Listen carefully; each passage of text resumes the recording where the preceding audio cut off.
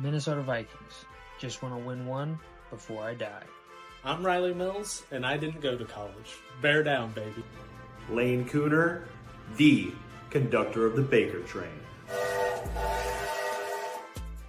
Welcome into another episode of Wide Eye Weekly. You got your boy Bryn hosting as always. You got your boy Spoon on my left here. How you doing, Spoon? Good. And I just want to say, boy, was the Baker train on full throttle this last week. Yeah, it was. It was. He's Pro Football Focus's #1 graded quarterback this past weekend. Oh, I didn't even know that. Yeah. I love Baker that. Baker train was full steam ahead last week, and he gets Mike Evans back, gets a game in, and what do you know? We're kicking things back off. You'll love to see it. Well, let's just get right into this. Every week we do our biggest MVP and biggest loser from the prior week. So Spoon, do you want to go first? Or you want me to go first? I'll let you go first. All right. So, as you can see here, Minnesota Vikings fan. And I try really hard not to be a super biased fan because I have a tendency to do that. Yep. I know what I am. But I poured through the stats. I looked at everything I could look at, and it was a bit of a surprise when the quarterback. I tried to generally do quarterbacks for my biggest winner. The quarterback that was the best on paper and on the film was Sam Darnold this week. And for that reason, he is my biggest winner. He struggled a bit recently, a couple weeks ago, had 5 interceptions in 2 weeks, and he kind of could have just said, well, I'm old Sam Darnold again. This is who I am. And I'm just gonna read some stats off here, if that's okay for you. Sam Darnold was the only quarterback in the NFL to hit all of these benchmarks this week. 300 yards passing, an average depth of target of over 8.5 yards, multiple touchdown passes, 9+ yards per attempt, a passer rating of over 115, and a Pro Football Focus passer grade of over 80. He was the only quarterback to hit all those benchmarks this week.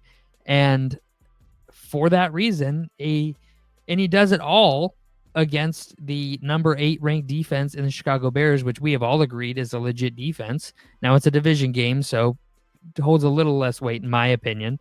But, I mean, he does all of that and then has to go to overtime because apparently putting up 27 points isn't enough to win the football game, and goes into overtime. The defense gets a stop, and then all Sam Darnold did was proceed to go 6 for 6 for 90 yards and win the game. So I was very impressed by Sam this weekend. I really try not to pick Vikings for my biggest winner of the week just because it comes off super biased, and I understand that. But it was either him or Lamar Jackson, and I just did Lamar Jackson, so I had to go with Sammy D. It's a weird one for me, man. It's really a weird one because I watched the game tape, and I never once thought like, man, he's just on fire this week. But you watch the tape back, and he didn't really make any bad plays. The stats are great. He just played great. Okay. Who you got for yours? So my biggest winner of the week is probably the Miami Dolphins. So I'm going to teeter a little bit from what I told you earlier. Obviously, they played a division rival. The division games were pretty close between all of them from what I'm seeing. Yeah, from what I saw at least. I would say the Dolphins, their big win over a division rival really is accelerating them because their offense, you're finally seeing them click. And whenever they are clicking, they are very scary. They need to, obviously, they're trying to make the playoffs right now because as of right now, they're just one game below 500. So they're wanting to obviously get some wins under their belt. Unfortunately, the last wild card spot's occupied by the 7-5 Denver Broncos. Yeah, but one of the things they have to do is they got to beat their division rivals, and that's exactly what they did, and they beat them handily. They were up at the end of the third quarter. They were up 31-0. The Patriots only scored 15 points just from late touchdown and a defensive fumble. Like, it was the Dolphins were in control of that game the whole time, never had any problems whatsoever, and that's why they're my biggest winner of the week. Yeah, no, I can pretty much wholeheartedly agree with that. Obviously, Saquon is the player Saquon of the was. week. I I'm gonna was. go ahead and say it. Yeah, Saquon's player of the week. I did everything I could not to pick Saquon for my MVP just because I felt it was a low hanging fruit. Shout out to Saquon though, 300 plus total yards, absolute fucking monster. Saquon. That's why I didn't want to say him either. I wanted to go a different route, but Yeah, obviously, yeah. when it comes to who the actual player of the week was, it's Saquon Barkley. 100% Saquon. Saquon Barkley, absolutely. But yeah, no. Biggest losers though. If I have the Cleveland Browns as my biggest loser. And reason being is they won, right? You might as well throw the Cowboys in that too. Then. Yeah, but they cost themselves draft positioning by winning. It was a meaningless win if there ever was such a thing. But that's not the only reason they're my biggest loser. They cost themselves draft position. That draft position is something they sorely need because next year they are already $45 million over the cap. Already, without any spending next year. They currently have 8 different guys on their injury report, not including the 14 guys they currently have on IR or season-ending IR. They have Deshaun Watson still, which is obviously a huge butt fumble of a situation. There's no way out of it until 2027. They have to pay him money. They still owe him $200 million fully guaranteed. So if they cut him tomorrow, they'd have to write him a $200 million check, which is insane. And on top of that, even after 2027, when they can get rid of him, there's a void year on the contract worth $27 million. So they still have to pay him $27 million to not play for them. So it is just one of the worst trades in NFL history. Absolutely. It's one of the worst trades. It's one of the worst situations. I feel terrible for the Browns. They finally had that small glimmer of hope of like, oh my God, we're not a complete shit fire of a fucking franchise anymore. Oh my God, we have playoff games. We win. And on top of all of that, on top of all of the things they're doing right now, they have to watch Baker Mayfield go the fuck off every week. I'm going to be completely honest. I hated watching them just let Baker go. I thought that was a huge mistake for him, and obviously now we're kind of seeing it a little bit. As Kevin O'Connell said, organizations fail young quarterbacks more often than young quarterbacks fail organizations. Yeah. So my biggest loser of the week, you already said the Cleveland Browns, so I'll just go ahead and I'll group in. I'm going to say the Cowboys for obvious reasons. They won when they really should not have. That was a huge one. But obviously Washington showing that they're on a tumble, dude. They're on a tumble. As good as we think they are. Well, their offense is just as good as we thought they were, but they are what we thought they were, a great offense with a terrible defense. And right now their terrible defense is worse than their great offense. But I don't think anything tops the Texans losing at home to the very bad Tennessee Titans. So first of all, the Texans get their, in my opinion, their number one receiver back. I think Nico's 1A and I think Stefan's 1B. I don't think anybody that. Yeah, but losing at home to a very bad Tennessee Titans team, I get it's a divisional game, but still, you don't let them. That is. If it's a division game and it's in Tennessee, I probably understand it, but it's on your own turf and you're letting the worst team in your division come in and beat you.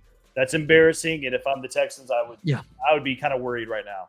Yeah, I agree with you wholeheartedly. The Texans are a good team playing terribly. They have no reason to be playing this bad. The defense has names. The offense has names. They're just not playing well. I think they'll get it turned around. I think they're in a bit of a stumble. But you got Derek Stingley, Danielle Hunter on that defense. You got obviously Nico Collins, Joe Mixon, CJ Stroud. You got names. You got talent. This roster is built to win, and it's built to win now. They just got to do it. Yeah, and I know that sounds.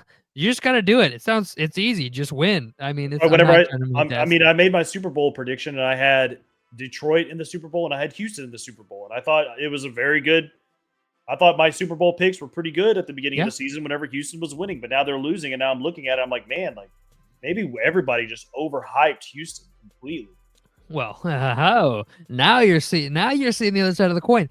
Your boy here said there were two teams that were being massively overhyped this offseason, and it was, do you remember what teams it was? I know it was Houston. Houston and the Bears. But I mean, the Bears, people were saying, I mean, this is a playoff team. Like they're gonna make the playoffs. They're gonna be a wild card team. And that just and I said it then, and I'll say it now. Those super teams where you have all the talent, it rarely ever works for some reason. I don't understand why. Like I can't really make sense of it. But how often do you just have a super team of Nico Collins, Stephon Diggs, Tank Dell, Joe Mixon, C.J. Stroud, all this? How do you possibly lose with all that talent? You have Keenan Allen, DJ Moore, you have DeAndre Swift, a young Caleb Williams, Cole Kmet. You can't lose with that many weapons, and it never works out the way you think it will in those situations. So it's just kind of a weird one. But all right, so that's our MVP and biggest loser. Spoon, are you ready to be held accountable? Was it bad? It was not bad. It was very good. Let's go. We did we had our, I have this backwards though. Before I pull this up on screen here, I'm going to fix this. So if you don't know, every week during the off season, we would go through 1 week at a time, and on an Excel spreadsheet, we logged all the games and we'd pick a winner. At the time, there were 4 people on the show. And so if there was a tie went to the home team. That was the only rule. Everybody had to vote. Tie goes to the home team. So I'm pulling that up for us now. I'm going to send this into the corner. Oh, yeah, the whole division rivalry thing probably. Yeah, so here we go. So we are coming off a bad week. There we go. All right, here we go. We only missed 4 games. We only missed 4 games. 4 games. So that moves us on the season to 99-81, 9-4 with a 55% correct prediction percentage. This is our best week of the season by far. I mean, this was a huge win for us. Only getting 4 games wrong. Houston being one of those games. Yeah, was a huge one. This was a tie, so it went to the home team. This one, only I had confidence the Vikings would win at Soldier Field. And that was honestly wavering confidence because I predicted the other way around last week. And then Las Vegas, we all expected Las Vegas to be way better than they were, or way better than they are, and they lose to the Broncos, which I think, if we predicted it last week, we would have got right. But I went through here, and if I would have predicted it last week, I only would have gotten 8 right. I would have only picked 8 teams right. I would have went 8-5. So 9-4. This is predicted, I think, back at the end of July is when we did this prediction episode. You can go check that out on the channel. But man, this is a huge come up for us. But yeah, I think like we said, we were all low on the Lions this offseason. We didn't think the Lions would bounce back quite as strong as they are, or nearly as strong as they are. So yeah. But how does that make you feel? Does that make you feel a little better? It does make me feel a little better. Make you feel a little better? All right, I have before we get to predicting the spreads, I have a throwback comparison for you. Normally we have multiple people on the show, so it's a little easier. So I have multiple hints for you that I will give. But I'm going to pull that. I was about to say, I'm not going to just stick you here alone. I'm going to pull that up on the screen now. So it's kind of hard to see with us in the way. I didn't even think about that. Can I put it right here? Nope, that's not going to work. We'll leave it here, and then I will do this here. There you go. Can you see that still? Yeah, I can see it. All right, so we have games started. These are all, pull up my notes here so I get all these facts right. So all starts this year. So these are all 11 starts from this season.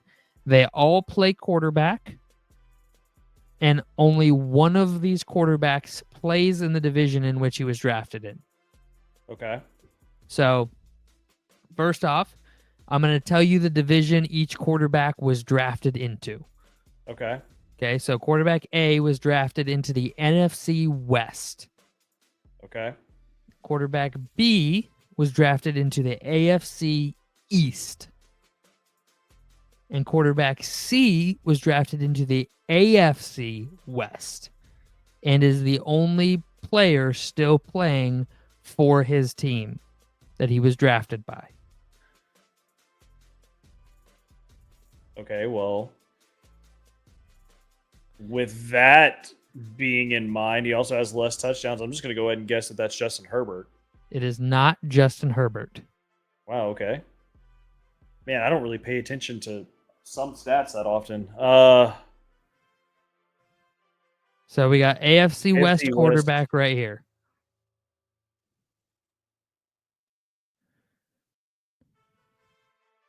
Is that Pat Mahomes? It is Patrick Okay. Mahomes. So this is Pat I thought he Mahomes' had. stat line. I thought he had more interceptions than that. So Nope. that's my bad. Nope. He has I think he has 11 interceptions, but only one fumble. Fumble. Okay. So that's where that comes from. Very important. Not lost only. These are total fumbles. So whether whether the offense gets it back or not, these are fumbles that he fumbled away. So 12 on the season, almost a 70% completion percentage. The team averages 150 yards after the catch with a 6.4 average depth of target. And then QBR and rank. This is not a passer rating. This is the ESPN quarterback rating, not the NFL passer rating most people are accustomed to. This assesses them purely as a passer, not as a quarterback. So the QBR or the passer rating does everything, right? It does. He's the only one that still plays on his team in the division. Yep, he's the only one on the team that drafted him. Okay, so quarterback B was drafted into the AFC East, and quarterback A was drafted into the NFC West. I'll give you a hint. Okay, well then it's B, Daniel Jones, since he technically doesn't play for him anymore. No, but I like where your head's at. at. That's a good train of thought. But AFC East, not NFC East. Oh, my bad. So then A is probably Daniel Jones then, right? Nope. They were drafted in the NFC West. Oh, well, shoot. I thought you said NFC East for one of them. Sorry, I may have screwed that up. So NFC West. So NFC West, AFC East. Okay. I'll give you another hint. Quarterback A has played in a Super Bowl. Quarterback B has not. I mean, is quarterback A? Well, no, he hasn't. It's not Russell Wilson because he hasn't played 11 games or started. Is it just the last 11 started, or is it only 11? Do you want his current division? No, I don't care. That's fine. But yes or no? No, that's okay. He was drafted in the NFC West. Yep. In the 2010s, he was drafted into the AFC West or NFC West. You can eliminate the Seahawks because it's not Russell Wilson. Yeah, it's not Russell Wilson.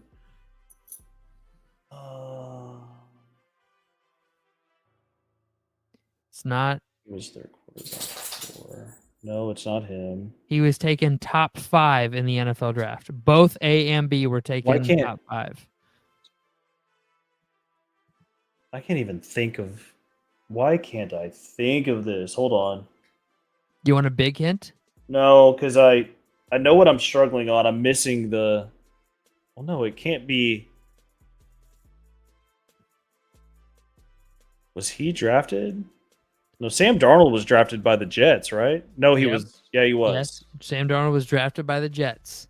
Who reside in the AFC East? So was he drafted? So he wasn't drafted in the Cardinals because Kyler's been there. Yep. Was he drafted? And he wasn't drafted to the Niners. Nope. So that leaves the. Jesus, why I'm so good with teams and divisions. Why am I missing the other team? Cardinals, Seahawks, He had his eyes Niners, No, not Chargers. Seattle. Who's the other team that I'm missing? Cali, the Rams. The Rams. There you go. There it is. When so, he was drafted, so he was drafted by the Rams. This quarterback A was in the top 5. Oh, then that's Jared Goff. It is Jared Goff. It is Jared Goff. I think I'm focused on I don't know. So we got Jared Goff, we got Pat Mahomes, and then we have mystery quarterback who was drafted in the AFC East. Yes. Okay, well then that would probably be Sam Darnold, isn't it? It is Sam Darnold. I just love these little comparisons. I mean, it's just fun. It's just fun. Like I'm But not trying to. his average depth of target is obviously much higher. So that's Yeah. Well, we all know Pat Mahomes has been a check down merchant for a couple years now since yeah. Tyreek left. Jared Goff plays in such an efficient offense that I don't think anybody's surprised by 7.3, and then Sam Darnold will just say fuck it. He also has the least amount of yards after the catch because he throws it farther downfield than most guys do. Right. So it's deeper into the zones, so less yards after the catch. Completion percentage is lower because of that. Interceptions, turnovers higher because of that. But Yeah, he if he could just take care of the ball a little more, like he easily could have. Like, let's say that he was down to 12 or 13 around where Mahomes is. He would probably be in consideration for MVP because obviously his total yards would be going up. Yeah. He wouldn't be turning the ball over. But it's Sam Darnold though. Like I've talked to Vikings fans who are like, well, like he can't make those plays and he can't throw the ball like that. He can't give that up. And I'm like, dude, it's Sam Darnold. It's not like we're talking about Patrick Mahomes here. It blows my mind when people are like, well, he's got to play. He's got to do this better. He's got to do that. I'm like, it's Sam Darnold. Like if I told you we were 9-2 with Sam Darnold, you'd be like, no, stop. So just take the good with the bad, get over it, move on. That's kind of where I'm at with it. Let me pull up here. Every week we also Let's do make our picks now. Yeah, we do the spreads for each week. So spreads for week 13 in the NFL. Who should we do this week? I like Vegas Insider. They've been good in the past. We're gonna do Vegas Insider here. Zoom in a little bit for y'all. Oh boy, do we not have to wait long either. I love it. Oh, no, we do not. Pull this back up, add to stage. Alrighty. First up. So the way this works is it's Lions hosting the Bears. I know this normally the other way around. It's backwards on Vegas Insider. I don't know why, but so it's Lions hosting the Bears. I'm going to take the Bears plus 10 here. I don't think that the Lions go into this game and blow them out. Caleb Williams, the offensive coordinator, a couple weeks ago just told him, hey, go be Superman. Just go out there and be Superman. Go play like your style of ball. And Caleb has really embraced that these past couple weeks, and I think they'll make it a competitive game. I think it could be a touchdown game, but I don't think it's going to be a 2-touchdown game. I'm going to take the Bears plus 10, and I'm going to 2-star that. So we've seen the Bears and the Lions on Thanksgiving many times before. Yep. And currently the Bears have a 3-game win streak against the Lions on Thanksgiving. The Bears have not lost to the Lions on Thanksgiving in this would be a decade. Ooh. So I am going to just go ahead and I'm not going to say the Bears win. This Lions team is very, very good. But if you have faith in that, this plus 380 over here looking real nice. Yeah, the plus 380 does look nice. Maybe throw like a little $5, $10 bet just to see if you can win a little bit on it. But I'm going to take the Bears spread. And I'm going to 3-star it because it is a division game. So I do think it's probably going to be a little closer than what we expect. And the Bears do have a very good defense. Yep. So I'm ready to see how they can hold this awesome Lions offense. All right, so let's see. Cowboys hosting the Giants. This is when everybody takes naps. Everybody's going to be taking naps during this game. I'm just going to go ahead and say that. I'm going to take the Cowboys minus 3.5. I'm also going to 2-star that because it could go either way, but I like the Cowboys to cover this. Yeah. I really don't know where to go here. I mean, if the Cowboys that played last week show up, then I like it, but I don't know. Yeah, I'll probably take the Cowboys minus 3.5 just because the Giants organization as a whole is just in shambles right now. I don't know why they got rid of Daniel Jones. I think that was a dumb decision. Yeah, I almost picked them for my biggest loser this week, but I just picked them last week, so I'm like, you can't really I thought last week, well, it can't get any worse than benching your $40 million quarterback. Oh well, I guess you cut him. Can. So I guess it can. But I'm just gonna 2-star that because I'm not super confident in it. But like I said, with how bad the Giants are and with them getting rid of Daniel Jones, they're obviously having to. Yeah, they're having to. Their practices are obviously it's completely different now. They're having to make sure that They're having to do different reads with DeVito, and it's in shambles. I don't trust it, but I do trust the Cow. If there's one side of the ball that I trust for either team, it's probably the Cowboys' defense more than anything. So I will definitely take that. All right. Moving on here, we got Packers hosting the Dolphins. And man, I want to take the Dolphins here. I want to. I do too. I really do. But here's the thing. We have seen in the Dolphins' recent tenure that they do not beat winning teams and that winning teams beat them. So I have to go with the Packers -3.5 and a 2-star. I want to take the Dolphins. I do not want to take the Packers here. My heart is telling me take the Dolphins, but my brain is telling me take the Packers, and we're betting here, so we listen to our brains. Taking the Packers, 2-star, -3.5. You know what? My heart is saying to take the Dolphins. I just looked up the stat for Thanksgiving wins. The Dolphins are 5-2 on Thanksgiving, and the Packers do not have a winning record on Thanksgiving. So I'm going to lean toward. I'm going to take the Dolphins here. I think that Dolphins. I would love to see it. I think the Dolphins' offense is red hot right now. So really, this is kind of just a toss-up game. You could lean either way you want, but I'm going to lean towards the Dolphins, and I'm going to 2-star it. I like it. I hope to God the Dolphins win. All right, next up, Chiefs hosting the Raiders. I'm taking the Chiefs -12. The Raiders are a bottom 3 team in the NFL right now. I don't think they could touch the Chiefs, especially at Arrowhead. I'm going to take Chiefs -12, and I'm going to 3-star that. So how do you feel about the Black Friday game? Because I'm going to be honest, I love it. I'm not against it, but I'm not in love with it. I love it. Most people are still off work, and they have nothing. Like Black Friday is a day for obviously all the women to go shopping, or just not just women, but most of the women that have a man that stays home and watches football. The man usually would rather stay home and watch football. And guess what? Now you have the chance with the Black Friday games. I love it. I'm gonna probably go Raiders here just because the Chiefs love to keep most games at one possession. 12.5 is a lot of points. We thought they'd cover last week against the Panthers. They obviously could not. I think this is going to be a nitty-gritty game, and it's probably going to come down to the wire. And I'm going to take the Raiders. I'm going to 3-star there plus 12.5. Well, 12 on your side. Sorry. I mean, you're going to get Harrison Butker talking that way about women. I'm just going to say that right now. Just kidding. All right, Commanders hosting the Titans. I'm going to take Commanders -5.5. I don't think the Titans have two wild, crazy wins in them. I don't think this game's going to be close. I think the Commanders are going to run away with this. And I'm going to 3-star that, 5.5 points on the Commanders. Yeah, I think this is a bounce-back game for the Commanders. They get a relatively easy team that they can kind of beat up on a little bit. And the Titans just had a very close, tough-fought game against the Texans last week. I'm going to take the Commanders -5.5, -5.5 as well. And I'm gonna 2-star that. Yeah, I don't hate that. All right, we got Falcons hosting the Chargers. I'm going to take the Chargers -2.5 coming off the loss against Baltimore. I think they will bounce back here. Harbaugh will have this team good to go, ready to rock and roll.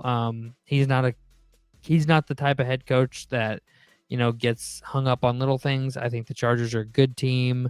I think they ran into a buzzsaw of an offense in Baltimore, and John Harbaugh tends to have Jim Harbaugh's number. He's 3-0 against him. I don't think the Falcons are a world beater. I think they're a good team, but not a great team.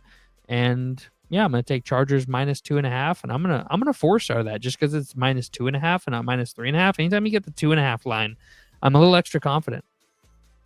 No, I completely agree. I was already planning on giving them the 4-star as well. This Falcons team is 2-3 in their last 5. They've lost 2 straight. They are coming off of a bye week, though, where they had some extra time to rest. I just don't believe that Falcons offense is clicking right now, and I think the Chargers defense 100% is. Mm-hmm. So I'm going to lean towards the Chargers -2.5 and a 4-star as well.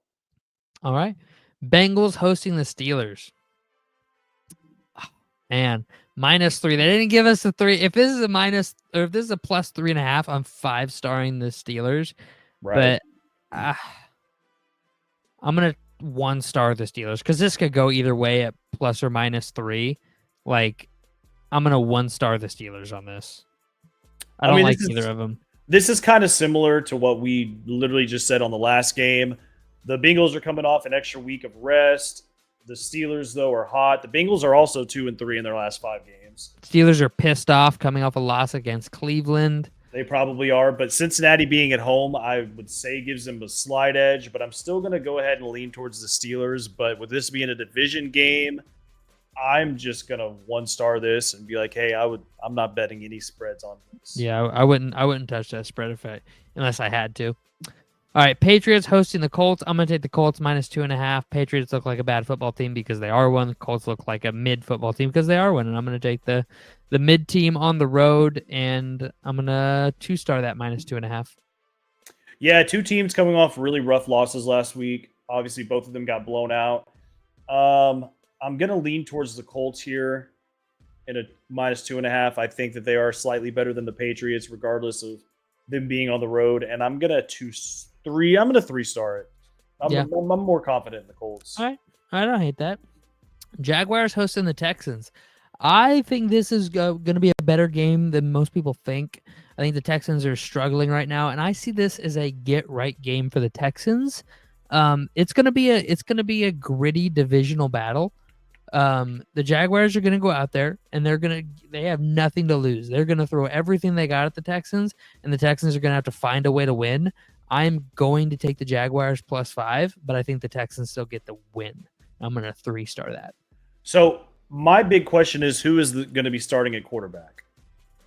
Is it Mac Jones or is it Trevor Lawrence? I did see that Trevor Lawrence was at practice Monday, which was yesterday. Yep. So if he plays, I am going to probably be hammering Jacksonville +5 because I do think that they obviously, it's a division game. They're going to play them a lot tougher than normal. Yeah. And if I'm not mistaken, the Jaguars are coming off a bye week as well. And they're at home. Yeah, give me the Jaguars. If Trevor Lawrence plays, give me the Jaguars +5 at a 3-star. If Trevor Lawrence does not play, I'm probably going to break it down to like a 2 or a 1-star.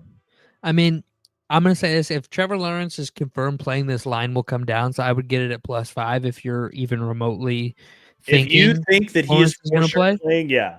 I would snag this +5 because it'll come down to +3.5 the second he's confirmed to play. Probably like maybe even +2.5, honestly. Yeah, maybe. Which is bad. You don't want that. Vikings versus the Cardinals. Vikings fresh off a 3-game road trip, now getting Arizona at home. Arizona coming off a tough divisional loss in Seattle, 16-6. Tough, gritty football game. Man, this team, the Cardinals scare me. They really scare me because they are such a streaky team. They can lose 16-6 in Seattle against a Seattle team that lost at home to the Giants and then go toe-to-toe with Buffalo. So go toe-to-toe with, a pretty decent Chicago Bears team and beat them by 20. Yeah, so it's such a streaky team for me. The Vikings are, I believe they're on a 4-game win streak now. I have a hard time not taking my Vikes at -3.5. I'm gonna have to stick with them, but I'm gonna 2-star it -3.5 because it could easily be a field goal. I'm gonna preface for this: any Vikings game can easily be a 3-point game. It does not matter who we're playing. So I struggle with the -3.5. If it was -2.5, I'm 5-starring the Vikings because I think they win. But with it being -3.5, I'm gonna 2-star the Vikings. Yeah, see, I'm going opposite of you. I'm going to go ahead and take the Cardinals spread, but I'm only going to 2-star it. I'm not super confident in it, but I do think the Cardinals, coming off of a tough division loss to Seattle last week, the Cardinals are not a bad team at all. This is probably one of the best teams the Vikings are going to be playing, or that they've played in the last few weeks. I'm sorry. Oh, for sure. It is the best team we've played in the past. This is the best team we've played since the Rams. LA. Yeah, so this is the best team that the Vikings are going to be playing because they've played Indianapolis, they played Jacksonville, they played Tennessee. Yeah, best team we've played since October. Yeah, so I am going to go ahead and I don't want to like dog your Vikings. But they may not be completely ready for what they're going to see with Arizona, and maybe Arizona ends up winning by a field goal. But I would say that it's going to be a close game, and I'm going to take the Cardinals +3.5.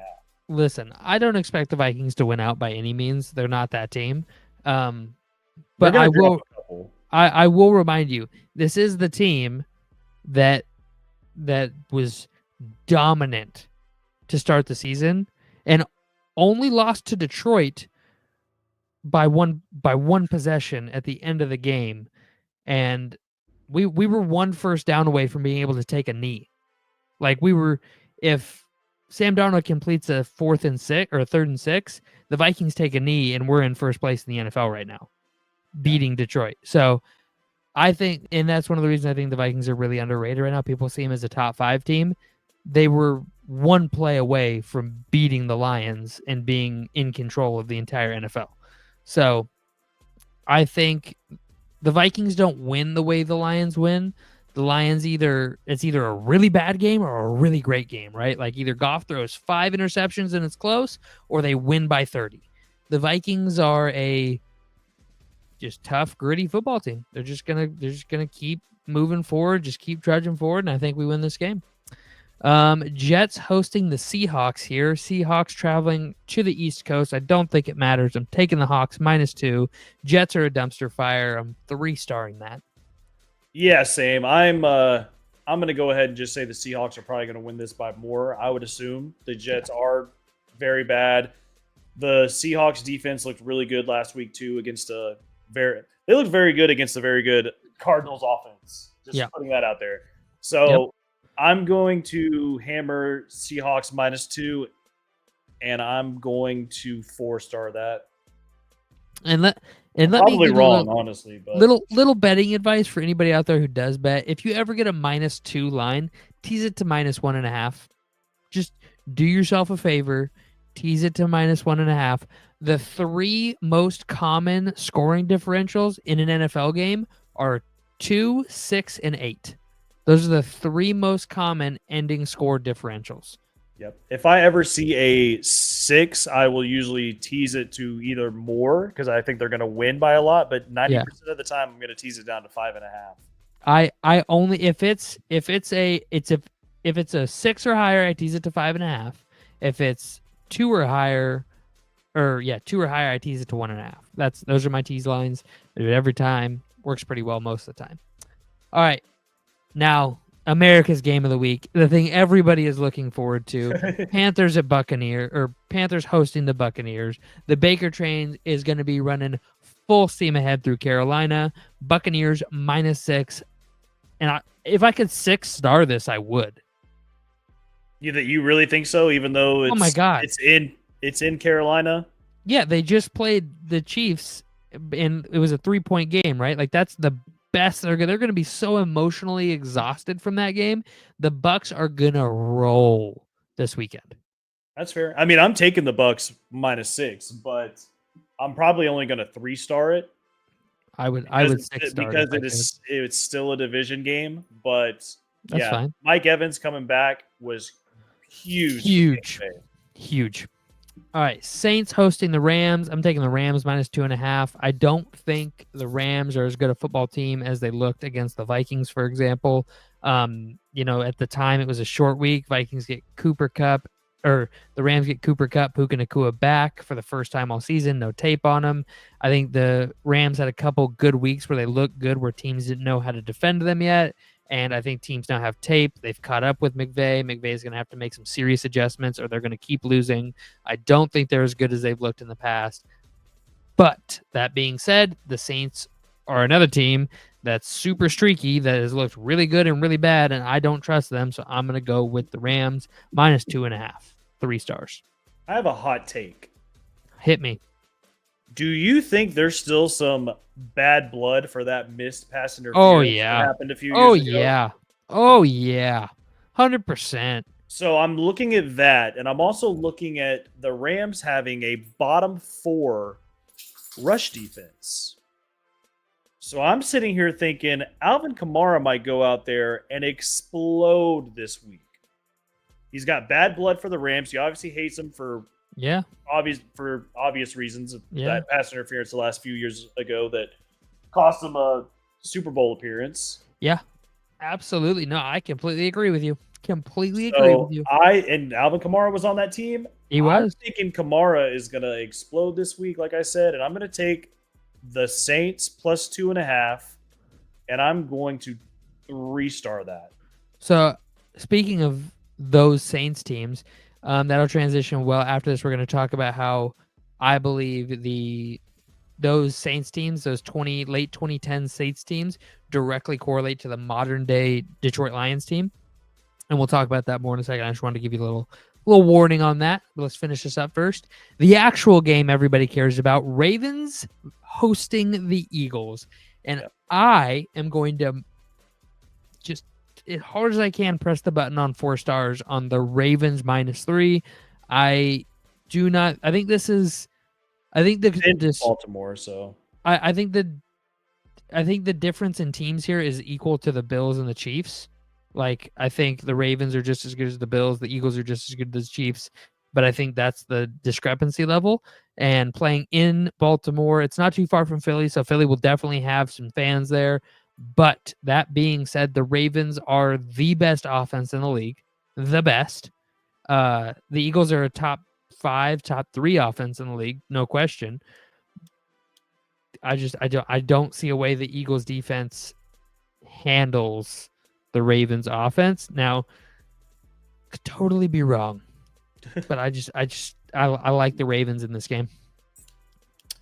Yeah, I'm gonna. As much as I hate to say that the Eagles are really good this year, I'm still gonna hammer the Ravens. It was tough for me not to pick the Eagles, but I am gonna say that I'm gonna probably hammer that over. Oh yeah, hammering the over of 25 each. This is a 35-30 ball game, boys and girls. Yeah, even if it ends like 28-27, which I could definitely see maybe, or like I could see a 31-27 game, which still gets over that. So honestly, I'm taking the Ravens money line and the over and packaging together in a parlay and throwing that down. Yeah, because you got two defenses that aren't the best. They show signs that they're really good, but you just got 2 juggernaut offenses going head to head here. Yeah. I am gonna take the Ravens -3 though, and I'm gonna 1-star that because I'm not confident in that at all. I don't hate it. I don't hate you for it. All right, Bills hosting the Niners. Niners are banged up. Bills -7 and move on. There's just not move on. Bills -7. You just go ahead and take it, like we said. Bills are at home too. I'm gonna say any team that beat the Niners prior to Week 8 is an impressive win. After that, the Niners have been too banged up. They're not a good football team right now. I mean, you saw what just happened last week. The Packers beat them by rolled them 28 points. And the Packers aren't a top 5 team. And the Bills are also coming off of a week rest. Yeah. No, I think this is a big week for the Bills. I think the Niners are going to be pissed off, but I don't think it's going to be enough. Yep. Bills -7. All right. Broncos hosting the Browns. I'm taking the Broncos -5.5 here.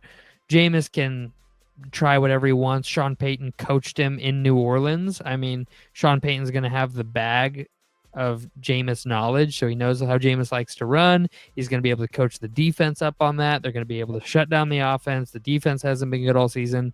I am taking the Broncos -5.5, and I'm going to 3-star that. Yeah, same. I'm gonna 3-star it as well. My opinion on this game is I don't see Cleveland screwing up 2 weeks in a row of winning when they really don't need to be winning. Yep. And the Broncos are obviously I think on paper they're a much better team right now than Cleveland, especially that defense. Who we thought Cleveland was going to be a top 5 defense. Now it's the Denver. The roles have changed. Denver is a top 5 defense. So yeah, give me Denver -5 and a 3-star, 5.5. Sorry.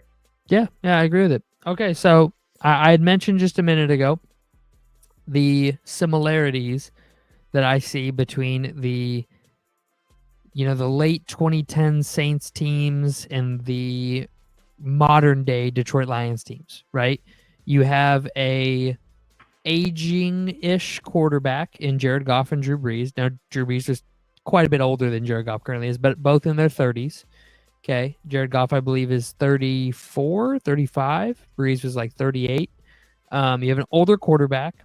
You have a supposedly really good defense that can be kind of suspect at times. That Jared both Goff is teams- only 30 years old. He's only 30? Yeah. I was going to say, I was like, I don't think he's that old. I Is know he? he's older than I am. God, I but thought he was drafted in like 2014. No, it was 2016, wasn't it? I think so. It was 20. God, that seems like forever ago. Golly, yeah, Cal 2016. God, I was way off on that. I don't know why I was thinking like 2014-ish. But regardless of aging or not, you yeah, have quarterbacks usually probably pocket passer, good arm, very play in structure quarterback. Can hit the deep shot, can run an hit the deep shot when offense. they need to, but they're obviously going to take the right read. Like they're Yeah. smart enough to take the read that they need to. Yep. Then you have the running back duo, right? They had Mark Ingram, Alvin Kamara. You have David Montgomery and Jahmyr Gibbs. You have your one true wide receiver one in at that time Michael Thomas, Amon-Ra St. Brown. Just one for one all over the board with these teams. And the one thing those Saints teams never did was true win a Super Bowl. And they won one like back in 2000 and 2009, but that was a different Saints team. Whole different thing. That the only two people, and they cheated. So okay, they cheated. So you can off on that one.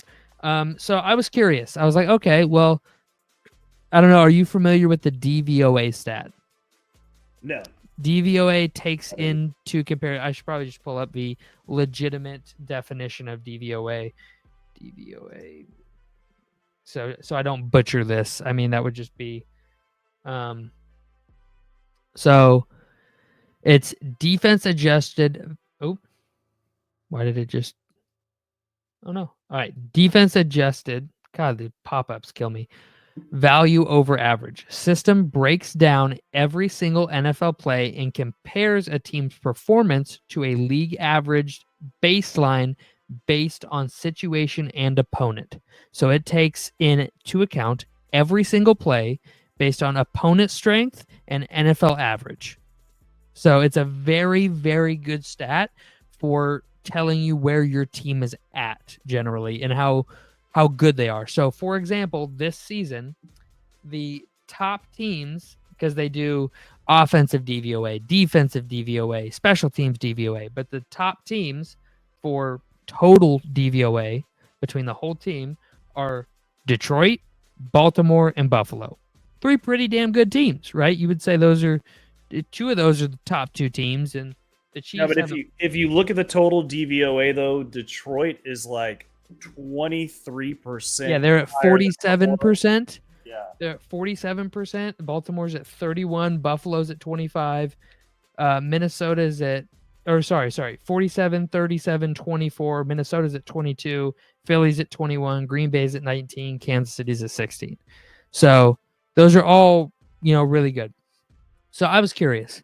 I went back and looked. I was like, what teams have finished? What Super Bowl teams have finished in DVOA each year?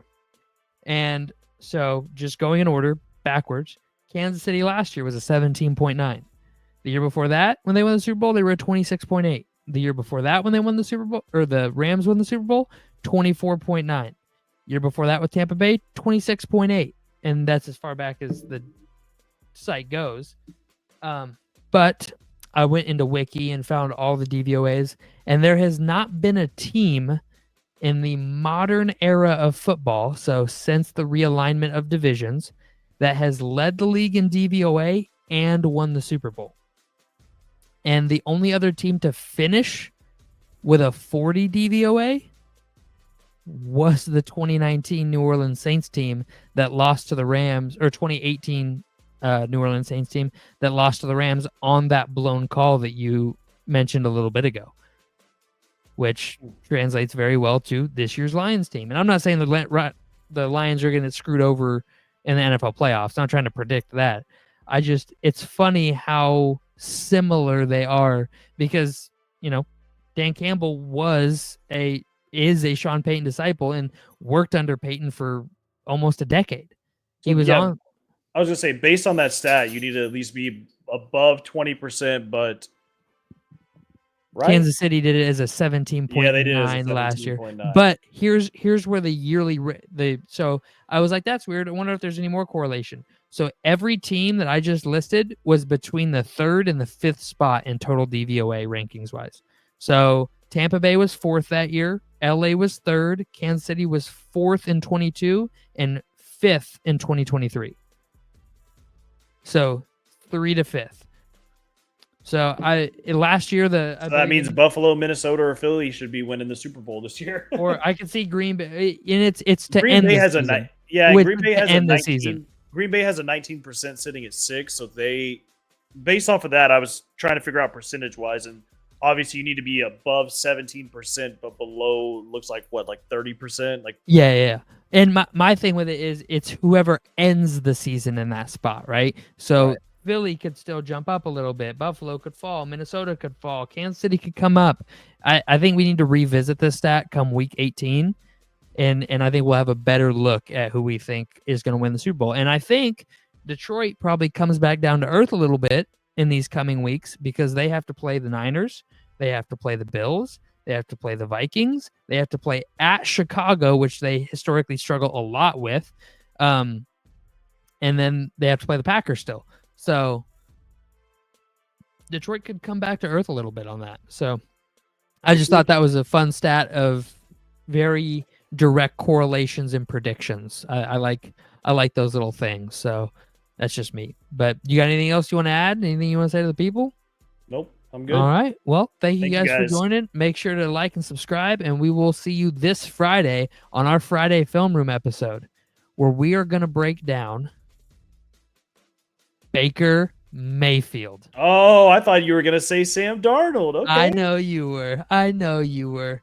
I thought about doing Sammy D. He had a great week. It just comes off as too biased for me to be breaking down Sam Darnold. I want to, but it just comes off as too biased. So we're going to break down Baker. See you then, and have a good one.